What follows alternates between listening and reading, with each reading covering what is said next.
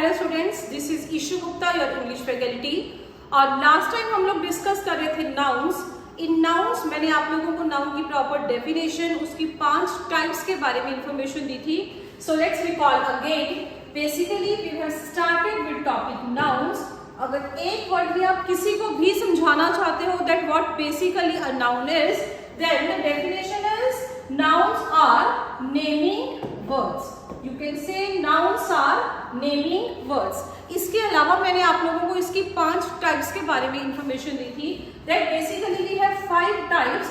Number 1 is proper noun. Number 2 is common noun. Number 3 is abstract noun. Number 4 is collective noun. And number 5 is material noun. Number 5 is material noun. In 5 type के बारे में आप लोगों को information दी थी। Information में भी हम लोगों ने बेसिकली जो 3 टाइप्स थी, proper noun, common noun and collective noun, हम लोगों ने इसके बारे में अच्छे से डेप्थ से विद एग्जांपल्स ऑलरेडी क्वेश्चंस कर लिए थे कि प्रॉपर और कॉमन नाउन का कंपैरिजन किया था। बेसिकली ये टाइप है क्या, कैसे काम करेंगे, कैसे क्वेश्चंस को सॉल्व करेंगे। देन कलेक्टिव नाउन को रिलेटेड भी मैंने आपको बहुत सारे वर्ब रिलेटेड कॉन्सेप्ट्स भी क्लियर करवाए थे। So now we are going to start with another 4th category of nouns, that is abstract noun. So let's start with that. This is 4th category, that is abstract noun. Let's start with this. Abstract, जिसको हिंदी में भाववाचक संज्ञा भी बोला जाता है, और इसमें आप एक नहीं, दो नहीं, इनफैक्ट 3 पर्सपेक्टिव्स को कंसीडर करके चलोगे।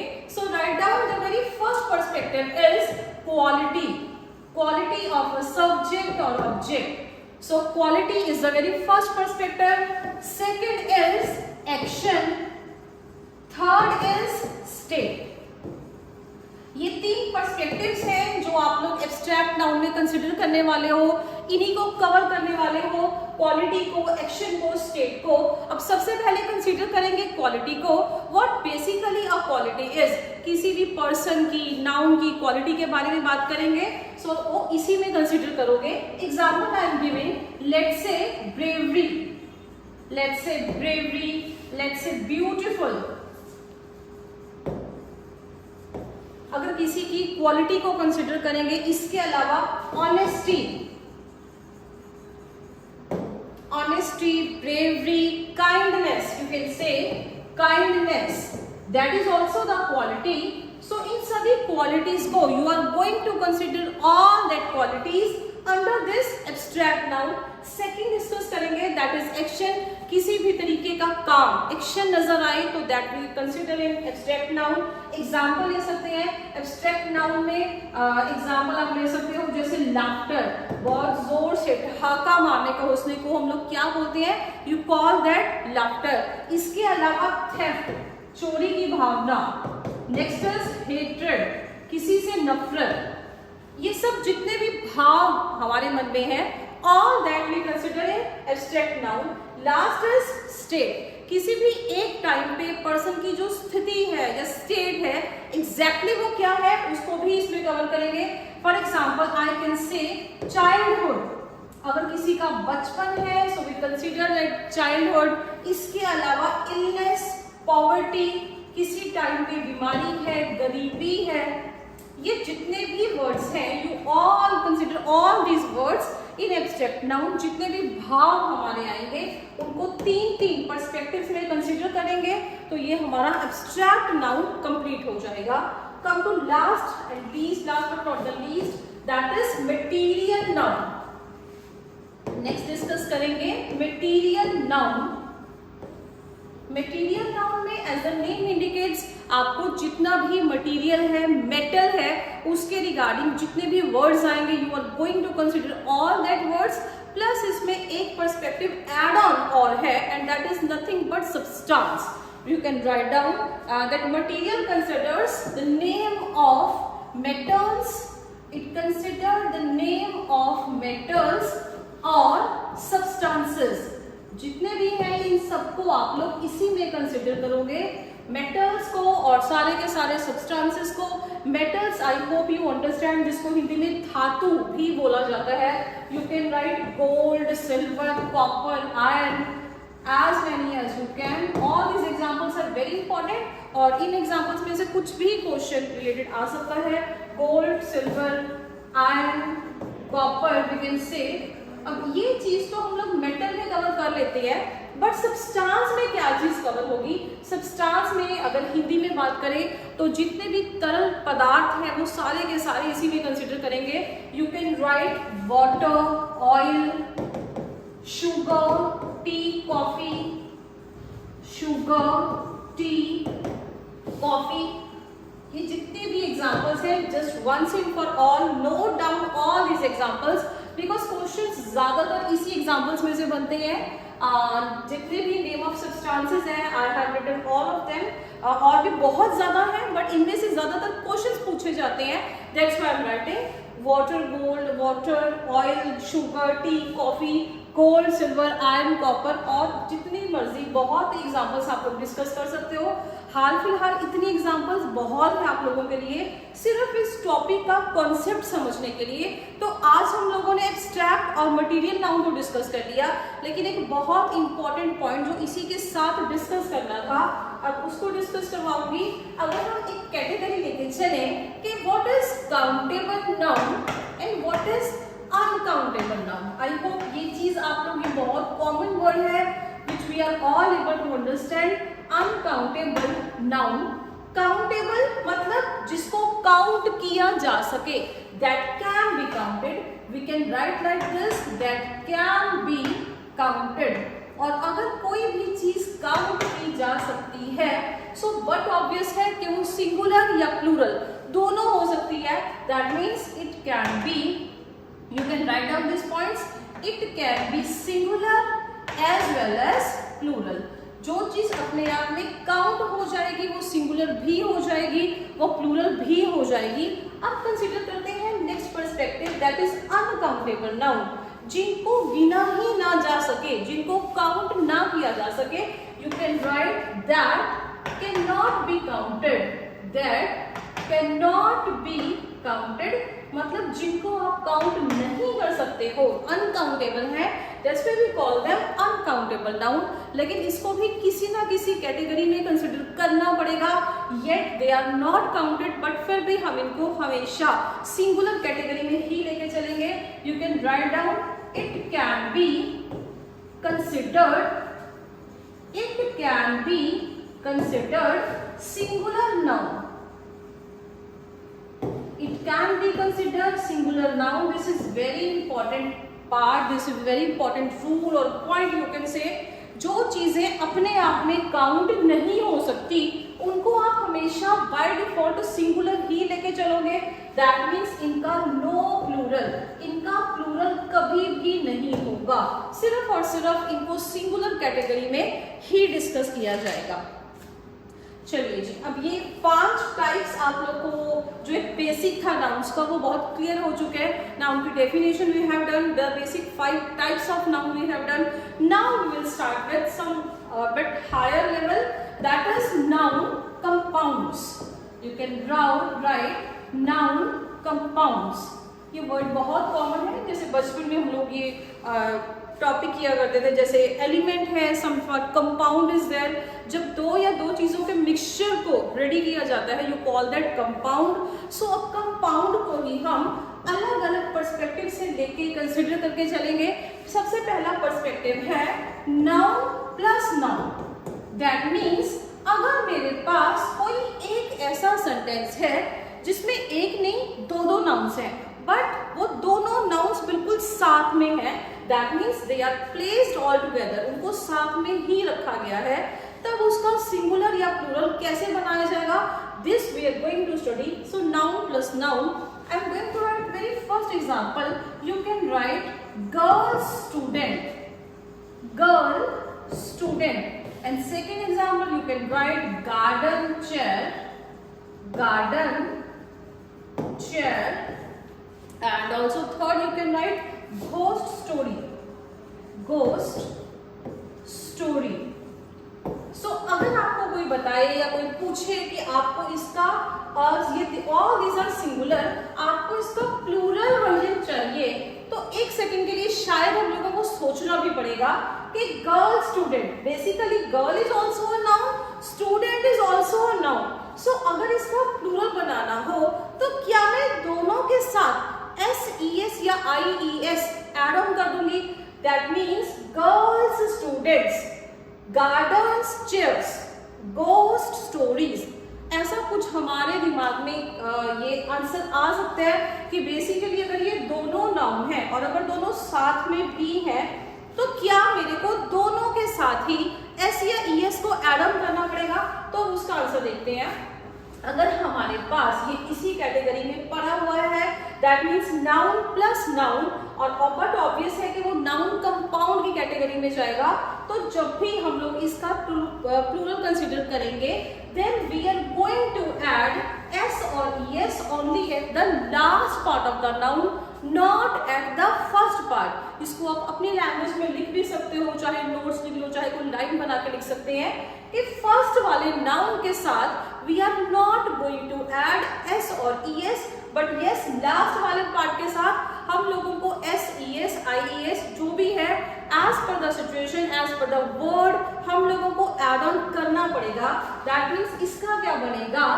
Girl students. अगर इसका प्लूरल वर्जन चाहिए so that means girl students, garden chairs, garden chairs, garden chair था मतलब उस गार्डन की एक चेयर, गार्डन चेयर्स उसी एक गार्डन की बहुत सारी चेयर्स। अब इसका देखेंगे that means ghost stories.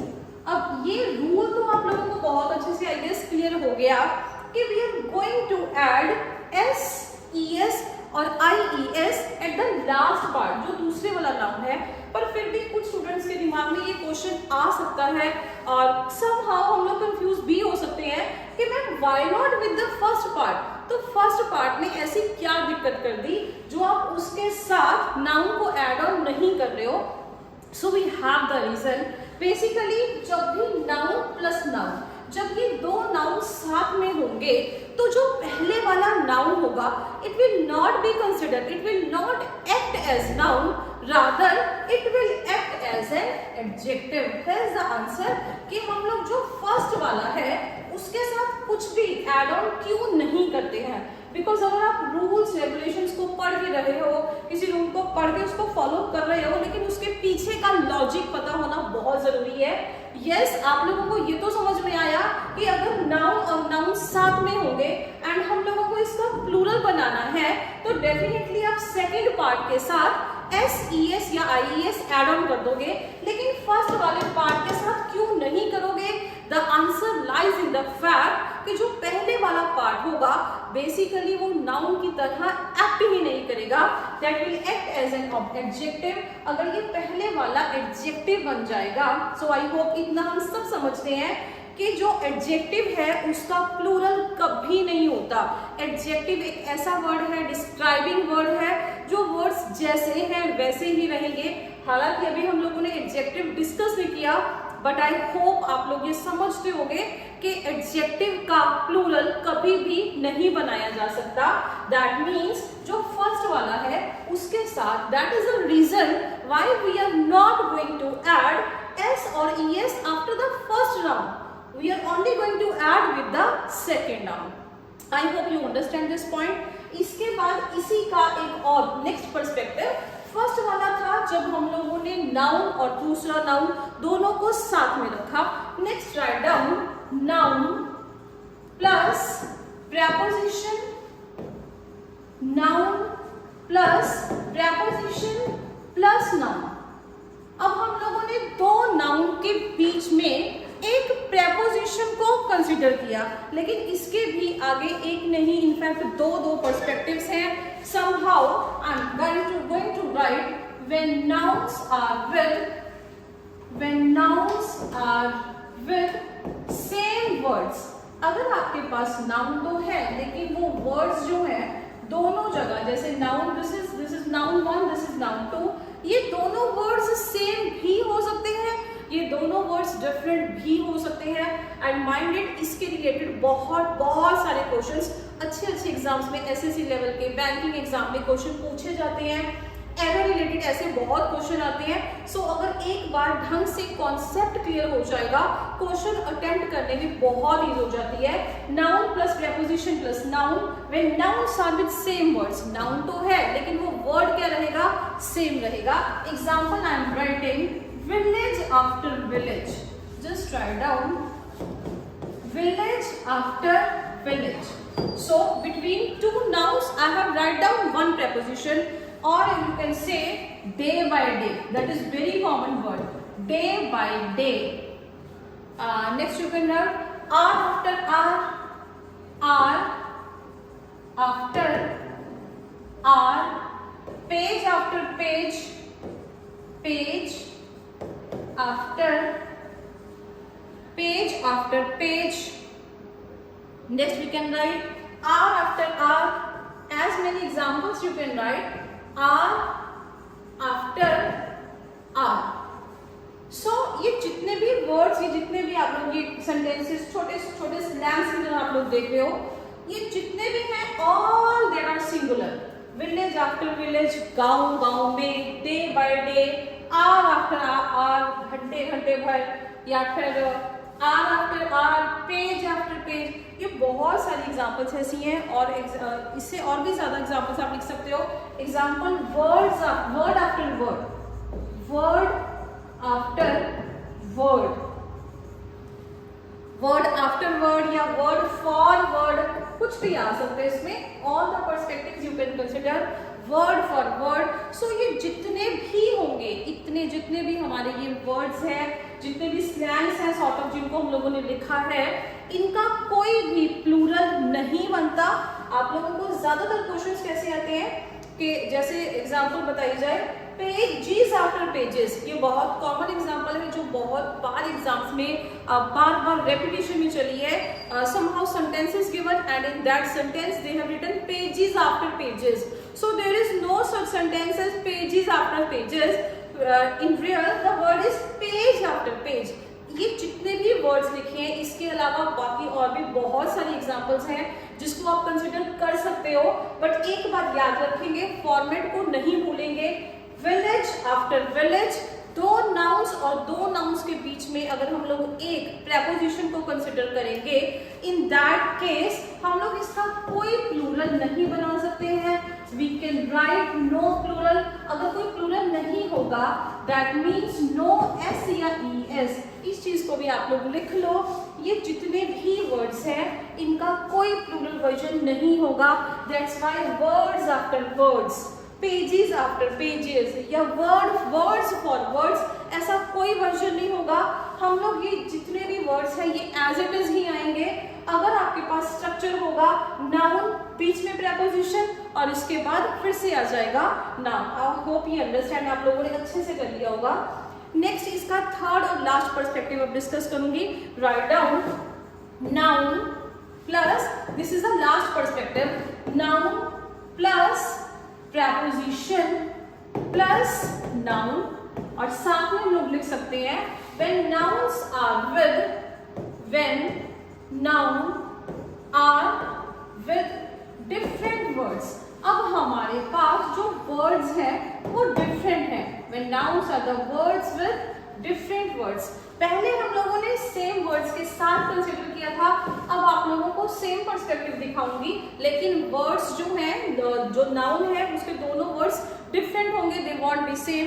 You can right mother in law, you can right mother in law, sister in law, mother in law, sister in law. You can right member of parliament, member of parliament. Next you can write commander in chief. You can write commander. You can write commander in chief. अब ये words आप लोग ध्यान से देखो, middle में दो nouns nouns के आपको प्रेपोजिशन नजर आएगी।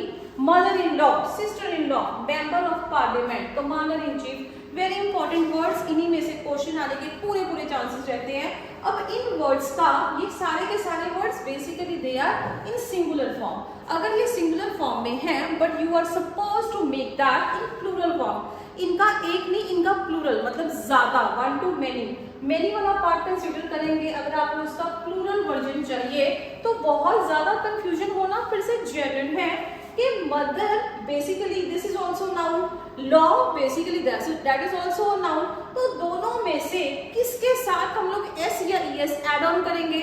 दोनों के साथ करेंगे, एक के साथ करेंगे, या फिर दोनों ही नाउन्स के साथ कुछ भी ऐड ऑन नहीं करेंगे?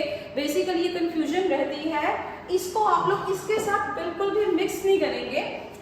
when the nouns are with same words, जब वर्ड्स सेम है तब कभी भी उनका प्लूरल वर्जन नहीं हो सकता। I hope you understand. और ये लास्ट वाला है, अगर मदर इन लॉ है ऑब्वियसली इनका प्लूरल है, प्लूरल इनका बन सकता है मदर इन लॉ, मतलब एक सासू माँ। अगर एक से ज्यादा पर्सनैलिटीज हैं तो उसका प्लूरल बनेगा, लेकिन आप लोग उसके लास्ट पे एंड पे एस ऐड ऑन नहीं करोगे, rather you will write mother's in law.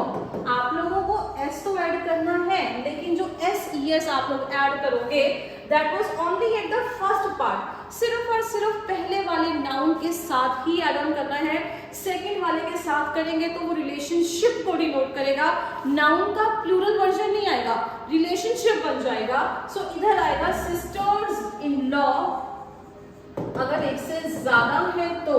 Same example, member of parliament, एक मेंबर की बात करेंगे, अगर मेंबर से ज्यादा हो then that won't be members of parliaments, rather we are going to write members of parliament, commander in chief, commanders in chief। so I hope इतना समझ में आया होगा कि ये जितने भी वर्ड्स हैं, अगर सेम वर्ड्स थे नाउन के बीच में, सेंटर में प्रेपोजिशन है एंड दोनों एंड्स पे आप लोगों के नाउन्स हैं, अगर वो सेम वर्ड है तो उसका प्लूरल वर्जन नहीं होता।